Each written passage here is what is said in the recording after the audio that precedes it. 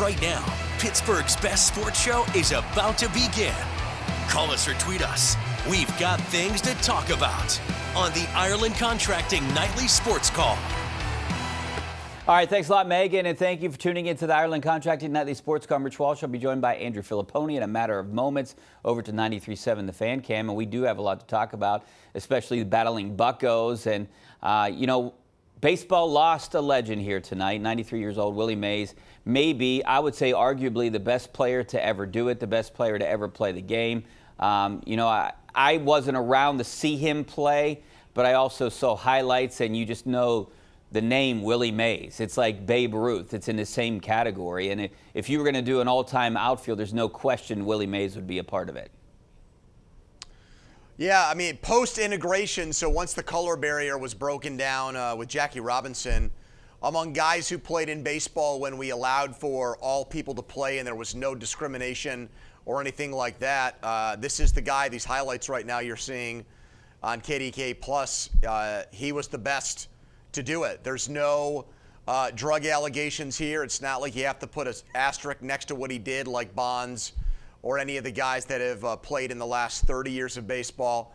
He also lost 2 years in his early 20s because of military service, so he could have hit even more home runs had he been able to play those 2 years and not fighting for our country. So easily, probably actually among hitters, the most complete player of all time. 5-tool player, when you think of the definition of that, the picture you're going to see next to it is Willie Mays. So, yeah, one of the absolute best team sport athletes of all time died today. Also, Barry Bonds' godfather, Barry Bonds, and Barry Bonds' dad was good friends with Willie Mays.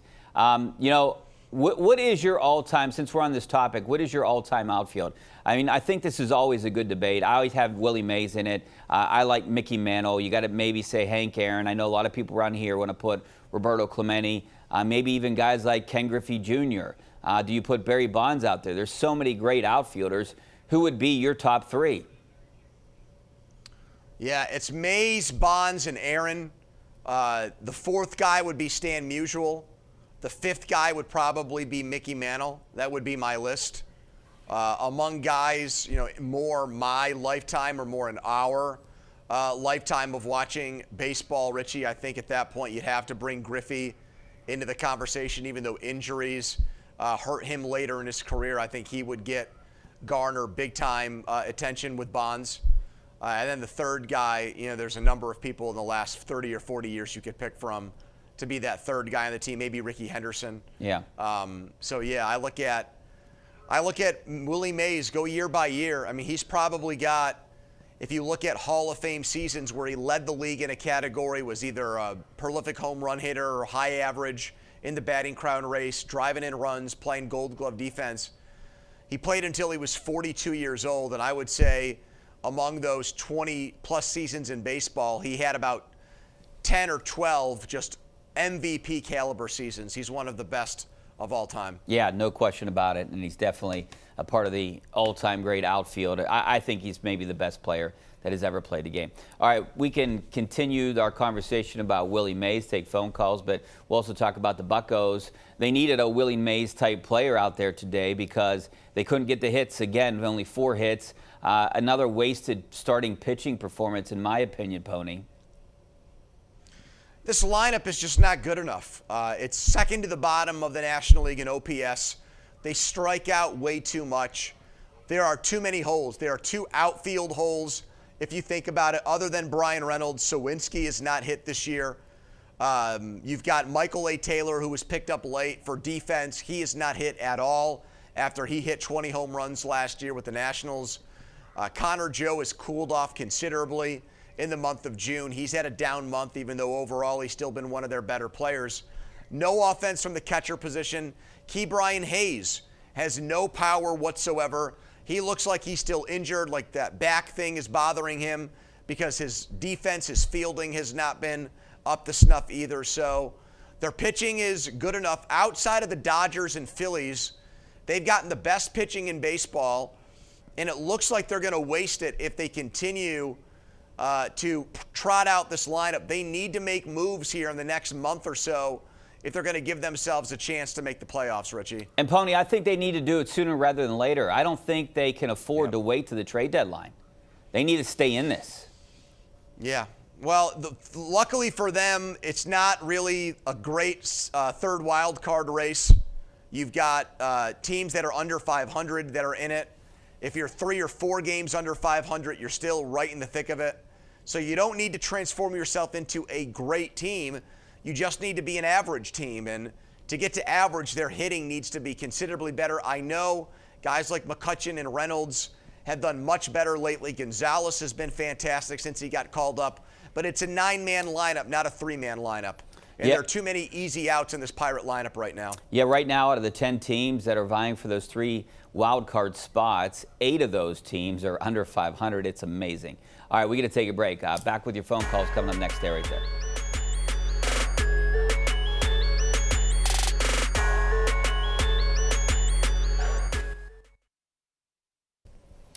All right, welcome back to the Ireland Contracting Nightly Sports Call. This is our GMC Tweet of the Night, and there's from Front Office Sports, 2-time MVP, 24-time All-Star, Hall of Famer, World Series champion, 12-time Gold Glove Award winner, and a recipient of the Presidential Medal of Freedom, RIP, Willie Mays. All right, Pony, let's get out to the phone lines. We got Chuck out in Uniontown. And my question for Chuck is, did you get to see Willie Mays play live? Well, Chuck actually has a great Willie Mays story, Richie, one of the best I've ever heard that I'm sure he's going to share right now. Go ahead, Chuck. Yeah, I'll confess real quick. Yeah, my first game, in 1958, I was 6 years old. I couldn't walk, but cerebral palsy, but I still attended the game with my dad. And I got a chance to meet Clemente, Murtaugh, and other Pirates that day, but I got a chance to meet Willie Mays, too. And at 6 years old, I remember telling him, I said, Willie, I know you're a great ball player, but please don't beat the Pirates today. So the game starts, and it's a great game. It's 3-3 into the top of the 8th inning, and Mays comes up, and wouldn't you know, bingo, over the right center field exit gate at Forbes Field. Game winner, Giants win 4-3. So on the way home, and I got home to Connellsville, and asked, I said, Daddy, why did Willie Mays do that when I told him not to? And Dad says, Chuck, that's why he's Willie Mays. That's why he's the greatest in the game. Yeah, what a great story, Chuck. I appreciate that. That was our #1 Cochran call of the night. Not many people had a chance to see Willie Mays play. Chuck was one of the few. Well, his last season was 1973, and he was 42 years old with the Mets. They went to the World Series that year, actually. But that's now 51 years ago. So to your point, you've got to be someone that was probably born, you've probably got to be 60 years old or around there or older to have memories of Mays. And to remember him in his prime, you have to be even older than that. So, yeah, most of us remember him from what we've read about him, what we've seen in highlights, what we've heard other players and people say about him.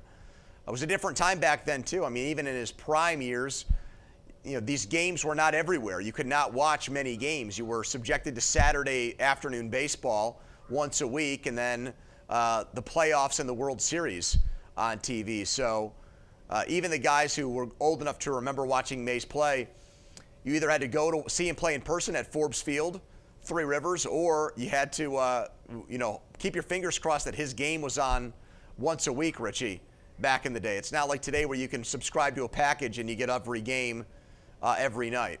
The one thing I didn't realize, I was actually watching the Willie Mays documentary on my Southwest flight back home from Puerto Vallarta, and, I didn't realize how scientific he was.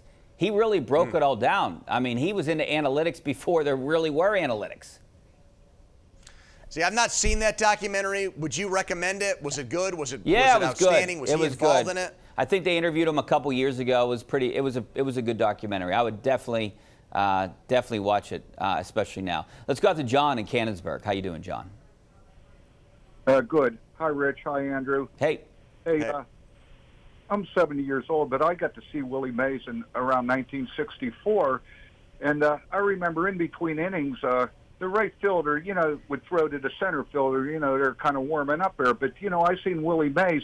He did a backwards basket catch. And I know was trying to just get on Roberto's, bandwagon there a little bit, but he was cool. And I remember in that game, he hit one dead center right over the batting cage into Shenley Park, but he could hit for power, that guy.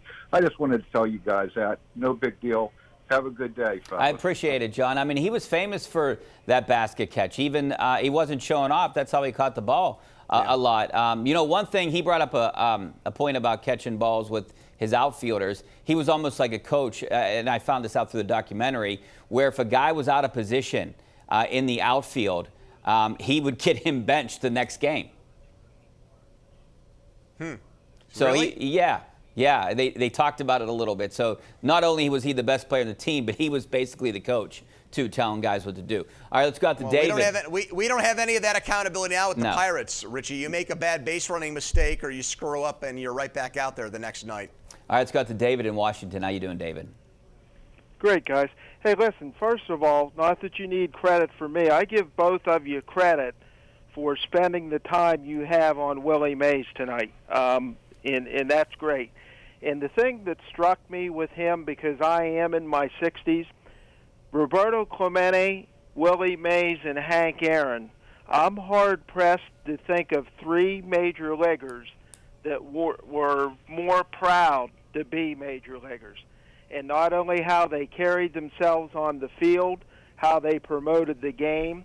And when I hear people say that that was before my time, yeah, okay, people can't help when they were born, but just like you guys said, you've watched documentaries, you've watched highlights, and in the age of the Internet, anyone that calls themselves a baseball fan that says, well, that was before my time, they need to stop that and go on the Internet and watch how great this man was. And that's all I wanted to say, and thank you for taking my call. Yeah, great call, David. I appreciate it. He brought up a great point about how these guys were off the field, too. Well, yeah, you've got Clemente, who obviously was an ambassador for all of Latin America in baseball, and obviously his humanitarian efforts coincide with his baseball accomplishments. You could absolutely argue that he was a better person than he was a baseball player. Hank Aaron had to endure everything that came with racial discrimination as he chased down Babe Ruth and became the all-time home run king. And Willie Mays, I mean, really, you obviously have Jackie Robinson, but then you usher in that era of integration in baseball, and he was probably the first minority player who was clearly the best player in the game. There were other Hall of Famers and great players, but they were maybe matched or equaled by others. Everyone is saying it about Mays now. I mean, there was Mantle, there was Aaron, there was Clemente, but he still towered above all of those guys. He was still clearly the best all-around player of his era. There's absolutely a case that he's the best baseball player of all time. Yeah, he was the 10th. It does not take much work to say that as a 24-time All-Star. He was the 10th minority, I think, in Major League Baseball history. I also dealt with a ton of racism, especially in San Francisco. That documentary, kind of spelled it all out. He had to fight to live in a neighborhood out there when he was a superstar on the Giants team. Let's go out to Brack in Sheridan. How you doing, Brack? Good, doing good. In 1959, I became a vendor at Forbes Field. And as a vendor, we entered Forbes Field the same place that the players did. So we got a chance to get autographs and whatnot, and all the players weren't that friendly. Willie Mays took time. Anybody that talked to him, he would talk, and he would give autographs. There was a particular game he played against the Pirates where he hit a double, standing on second base, and the next man up hit into the right field gap. So everybody knew that's an easy score. All of a sudden, like a shot, Clemente scoops the ball up, fires the ball in. The ball got to the plate so fast that Mays kind of slowed up. He slid in and jumped up with his hands on his hips and just stood there and stared back in right field. Because he said later when they interviewed him, he said he didn't believe there was anybody could catch him like that. He did. And he just kind of nodded his head and went back in the dugout. I appreciate that, Brack. I love hearing stories like that, especially from guys that actually met him and interacted with him and watched him play live. And a story like that, just that is a tremendous story, especially with the respect that Mays had for Clemente. Yeah, it makes you feel like you missed out not being able to watch this guy play live. There's a great photo online that people can go find tonight of Willie Mays in '72 when he had been traded from the Giants to the Mets. And it just so happened that when Clemente got his 3,000th hit, it was against the Mets at the end of that season. And so Mays was in Three River Stadium when it happened. And the next day, there's a picture of those two guys in the dugout. And Mays, who's looking old at that point, is congratulating Clemente on joining the 3,000 hit club. And I mean, I would guess because of what happened to Clemente shortly thereafter, that horrible tragedy, his plane crash, it might have been the last time the two guys interacted with each other. But the serendipitous nature of that, where you had when Clemente got his final hit, Richie, he's playing the team with Willie Mays, one of the best players of all time, in the other dugout watching it all happen. Yeah, you shared a ton of those pictures. I also enjoyed the picture of Willie Mays with Terry Bradshaw. How about that one? Yeah. That's a great one. Someone texted that to me. That was from '71, because remember that the Pirates and Steelers shared Three Rivers, and the Giants played the Pirates in the '71 NLCS, and those guys were in the same locker room, and he was showing them all the bats and stuff. I thought that was neat. I thought that was pretty cool. We got to take a break, Pony. Thanks. All right, back in a couple of minutes.